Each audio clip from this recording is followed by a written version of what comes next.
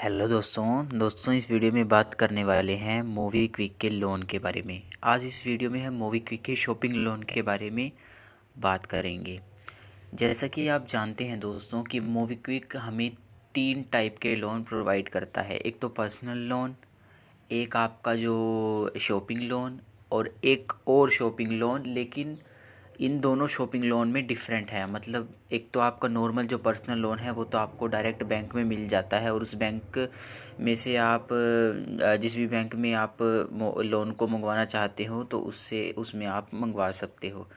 लेकिन जो लास्ट के 2 शॉपिंग लोन आपको मिलते हैं, शॉपिंग लोन 1 और शॉपिंग लोन 2, इसमें से एक को आप बैंक में तो ट्रांसफ़र कर सकते हो लेकिन दूसरे को आप बैंक अकाउंट में ट्रांसफ़र नहीं कर सकते। ऐसा कोई रास्ता ही नहीं है कि आप उस लोन को, जो तीसरा शॉपिंग लोन रहता है, उसको बैंक अकाउंट में ट्रांसफ़र कर सके।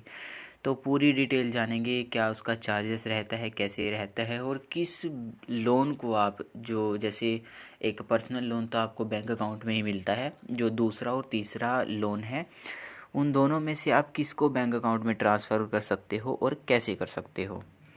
तो इसमें बात करते हैं सबसे पहले हम पर्सनल लोन के बारे में। दोस्तों जो पर्सनल लोन है वो मोबीक्विक आपको आपकी क्रेडिट हिस्ट्री और आपके अगर ट्रांजैक्शंस हैं, जैसे आप मोबीक्विक अगर लंबे टाइम से यूज़ करते हो तो तब वो देता है आपको। और कुछ कंडीशंस में वो आपको तब भी दे देता है जब आप एक शॉपिंग लोन लेते हो। कोई प्रोडक्ट आपने, जैसे ऑनलाइन शॉपिंग लोन में तो ये होता है कि आपको ऑनलाइन प्रोडक्ट बाय करना होता है और आपकी ईएमआईज़ चलती रहती हैं। और ईएमआईज़ जब आप भर देते हो फुल, मतलब कि आपकी जैसे 6 ईएमआई रहती है और 6 के 6 आप भर देते हो तो उसको आप, फिर आप पर्सनल लोन के लिए एलिजिबल हो जाते हो। लेकिन कई केसेस में देखा गया है कि पर्सनल लोन हमें शॉपिंग लोन से पहले ही मिल जाता है। तो इसमें क्या रहता है, जो पहला शॉपिंग लोन है, मतलब 2 शॉपिंग लोन की मैं बात कर रहा हूँ, उसको आप अपने बैंक अकाउंट में ट्रांसफ़र कर सकते हो। जैसे कि मैं लोन्स पर यहाँ पर आपको क्लिक कर कर एक बार दिखा देता हूँ। मेरा ये जो पर्सनल लोन है ये 30,000 का लोन है। इसको मैंने बैंक में ही ट्रांसफ़र कर लिया है, अपने पूरे अमाउंट को बैंक में ट्रांसफ़र कर लिया है। और मैंने इसको कैसे बैंक में ट्रांसफ़र किया था, उसका मैं जो आपको कंप्लीट डिटेल है वो भी देने वाला हूँ कि कैसे मैंने उसको बैंक में ट्रांसफ़र किया था।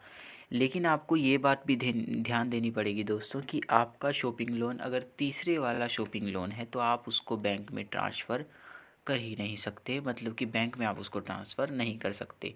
तो यहाँ पर देखिए, मैंने एक लोन यहाँ पर लिया था और मुझे 30,000 का लोन मिला था। और जो मुझे बताया जा रहा है वो बताया जा रहा है कि अगर मैं इसको टाइमली पे कर देता हूँ तो मैं 1 लाख के लोन के लिए एलिजिबल हो जाऊँगा। इसमें रहता ये है कि आपका जो शॉपिंग लोन है उसमें आपको एक लिमिट प्रोवाइड की जाती है।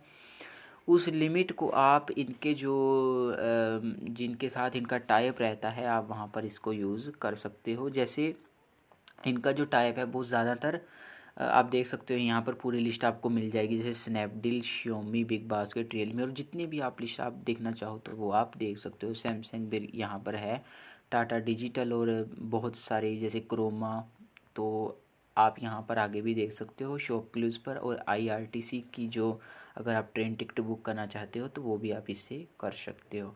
मतलब कुल मिला के ये एक ऑनलाइन यूज़ करने का जो लोन है वो है। ऑफ़लाइन भी इसको यूज़ किया जा सकता है, आप किसी ऑफ़लाइन शॉप पर जाइएगा, लेकिन आप ध्यान रखिएगा कि वहाँ पर जैसे आप किसी शॉप पर गए, वहाँ पर वो जो जिस ब्रांड की आप शॉपिंग करना चाहते हो, जैसे आप उदाहरण के लिए मान लीजिए कि सैमसंग की कोई मोबाइल बाई करना चाहते हो तो वो यहाँ पर, मतलब उनके साथ इनका टाई अप होना चाहिए। आप ये नहीं कि कोई भी प्रोडक्ट वहाँ पर बाई कर लोगे। तो यहाँ पर आप देख सकते हो, यहाँ पर बहुत सारी कंपनियों के साथ इनका टाई अप है। जनरली ये कंपनी बहुत बड़ी बड़ी कंपनियां हैं, जैसे श्योमी, रिलायंस जियो, रियलमी, तो इसका बेनिफिट आपको देखने को यहाँ पर मिल जाएगा। इसके बाद यहाँ पर आपको जो लिमिट प्रोवाइड की जाती है, पहले मतलब आपको लिमिट दी जाएगी, बाद में आप उसको, जैसे ही यहाँ पर आप विड्रॉ पर क्लिक करोगे तो आप ये मत सोचिएगा कि विड्रॉ पर क्लिक करने पर आपका लोन बैंक में चला जाएगा। ऐसा नहीं है दोस्तों, वो आपके वॉलेट में जाएगा, जिसको कि आप बाद में अगर चाहो तो ट्रांसफ़र कर सकते हो। अगर वो लोन आपका वॉलेट में नहीं जाता है तो आप उसको ट्रांसफ़र कर नहीं कर सकते। और जो वॉलेट में नहीं जाता है दोस्तों, वही है तीसरे वाला शॉपिंग लोन। मतलब जो पहला शॉपिंग लोन है और दूसरा शॉपिंग लोन है और जो तीसरा शॉपिंग लोन है, उसमें डिफरेंस ही यही है कि आप उसको, पहले वाला जो है वो आपके वॉलेट में जाएगा और आप उसको विड्रॉ कर सकते हो, लेकिन उसके भी कुछ चार्जेस रहते हैं। मतलब अगर आपको मान लीजिए 30,000, पहले तो आपको 30,000 पूरा ही नहीं मिलेगा, क्योंकि ये आपको इसकी प्रोसेसिंग फ़ीस भी कटती है, और आपको जो अमाउंट दी जाएगी उसमें भी अगर आप उसको बैंक में ट्रांसफ़र करते हो तो आपको चार्जेस देने पड़ेंगे। हालांकि ये कोई मोबीक्विक की फ़ीस नहीं रहती है, ये जो प्लेटफॉर्म है, जिस प्लेटफॉर्म से आप इसको ट्रांसफ़र करोगे उसकी ये फ़ीस रहती है, और वो प्लेटफॉर्म कौन सा है वो भी मैं आपको आगे बताऊंगा।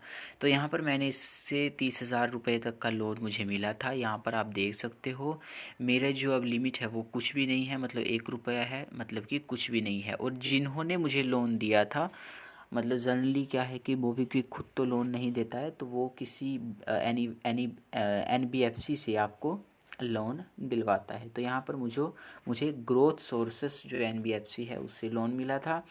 मेरी जो EMI है वो हर 5 तारीख को डिडक्ट मेरे बैंक अकाउंट से ऑटोमेटिकली होती है। यहाँ पर पूरा आपका प्रोसेस रहता है कि आपकी जो EMI है कितनी रहेगी और क्या यहाँ पर आपकी रहने वाली है। इसकी अगर चार्जेस की बात करें तो यहाँ पर 2.50% यानी 2.5% का चार्जेस आपको मंथली लगता है। तो आप इसको यहाँ पर देख सकते हो। नॉर्मल अगर हम लोन लेते हैं ये उससे थोड़ा सा कई बार ज़्यादा रहता है चार्जेस, तो वो आप इसको अगर लेने वाले हो तो वो ध्यान से आपको लेना पड़ेगा। आपको इसके चार्जेस और आपके इसको जो नुकसान है वो पहले से ही पता हो तो तभी आप इसको ले लीजिएगा। या फिर आप ऐसा भी कर सकते हो कि इसको ले सकते हो, लेकिन इसको विड्रॉ मत कीजिएगा, क्योंकि अगर आपने एक बार विड्रॉ कर लिए ना तो आपके अकाउंट से फिर EMI कटेगी ही कटेगी।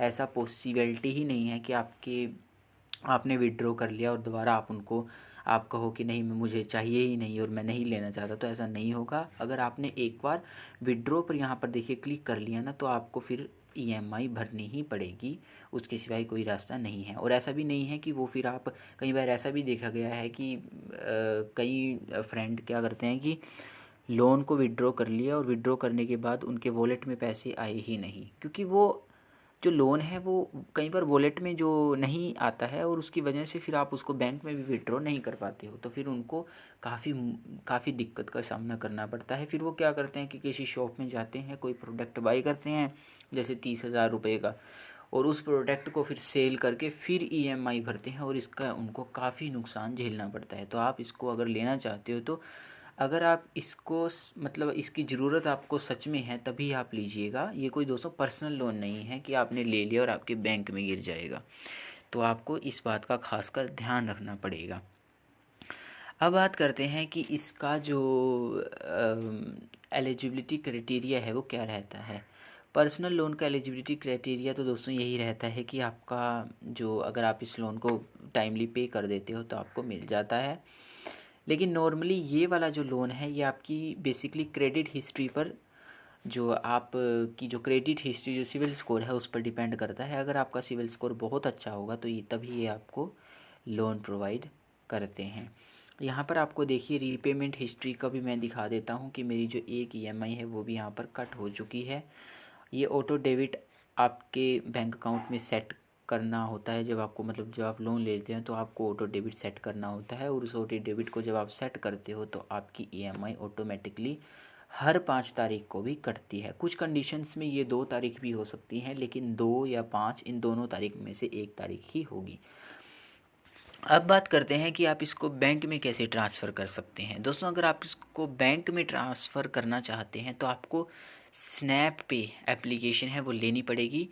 अगर आप इस स्नैप पे से कोई वीडियो देखना चाहते हो तो नीचे डिस्क्रिप्शन में मैंने उसका फुल प्रोसेस, मतलब कैसे आप उसको वॉलेट टू बैंक ट्रांसफ़र कर सकते हो, उसका फुल प्रोसेस बताया हुआ है, और आप उसको कैसे वॉलेट में जो है वॉलेट से बैंक में गिर सकते हो। मतलब आपका जो बैंक अकाउंट है उसमें आपकी जो पैसे हैं, जो भी आपकी लोन अमाउंट है वो चली जाएगी। तो यहाँ पर क्या होगा कि आपको 3 सेक्शन दिए जाएंगे। एक में तो आपकी जीपे लेटर है, मतलब जो आपको जीपे लेटर है मिलता है, जो पे लेटर सर्विस मोबीक्विक की तरफ से, वो यहाँ पर आपको पहले नंबर पे, और दूसरा आपको मनी ऐड, मतलब कि यहाँ पर आपको वो पैसे देखने को मिलेंगे जो पैसे